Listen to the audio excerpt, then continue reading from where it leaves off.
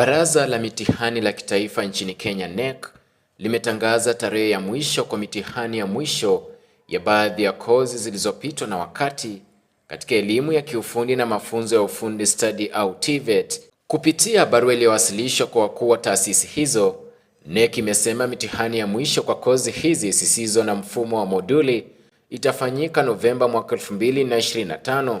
Mkurugenzi mkuu wa NEC Daktari David Njagere amesisitiza kuwa taasisi zinazotoa kozi hizi ambazo zimeshaanza kuondolewa hazitaruhusiwa kuandikisha wanafunzi wapya baada ya mtihani ya Novemba mwaka 2025. Baraza limeeleza kuwa limewapa muda wa kutosha taasisi husika kufanya mabadiliko ya kuhamia katika mtaala mpya wa moduli uliotayarishwa na taasisi ya kitaifa ya kuendeleza mitaala KICD. Hata hivyo, licha ya miongozo hiyo kuwa wazi, baadhi ya taasisi bado zinaendelea kuandikisha wanafunzi wapya kwenye programu zilizopitwa na wakati kwa kisingizio cha kuwahudumia wanafunzi waliokuwa na mitihani ya marudio. Daktari Njagere ameonya kuwa tabia kama hiyo ni kinyume na maadili ya elimu na inahatarisha uaminifu wa mfumo wa elimu nchini.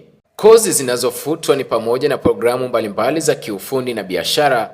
Baadhi ya hizo zitabadilishwa na kuingizwa katika mtaala mpya, huku zingine zikiondolewa kabisa. Kozi kadhaa za kiufundi na biashara zimeorodheshwa kufutwa katika mabadiliko ya hivi karibuni yanayoendeshwa na Baraza la Mitihani la Kitaifa NEC. Miongoni mwa kozi zinazolengwa ni stashahada ya ufundi ama craft certificate ya uhandisi wa mitambo, uhandisi wa magari, uchomeleaji wa vyuma ama welding, ufundi wa umeme na vifaa vya kielektroniki pamoja na utambuzi wa hitilafu. Hata hivyo, NEC imeweka wazi kuwa imekuwa ikitoa nafasi maalum kwa wanafunzi waliokuwa na mitihani ya marudio au referrals katika kozi zilizoondolewa ili waweze kukamilisha masomo yao. Licha ya hilo, baadhi ya taasisi zimetumia mwanya huo kuandikisha wanafunzi wapya katika programu zilizokamilisha muda wake bila sababu za wazi. Baadhi ya kozi zilizoboreshwa na kubadilishwa majina ili kuendana na mahitaji ya sasa ya sekta mbalimbali ni stashahada ya teknolojia ya habari, Diploma in Information Technology 2209, sasa imeboreshwa na kuchukua nambari mpya ya 2910. Stashahada ya biolojia tumia, Diploma in Applied Biology 2301, sasa inapatikana chini ya msimbo mpya wa 2914.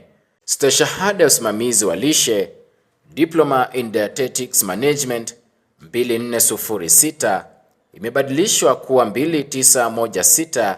Cheti cha ufundi katika teknolojia ya maabara ya sayansi, Craft Certificate in Science Laboratory Technology 1408, sasa kinapatikana kwa nambari ya 1904.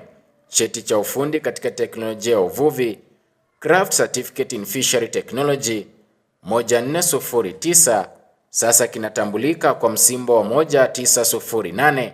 Nikiripotia mtazamo wa Dira ya Runinga ya Tandao, jina langu ni Felix Wanjala.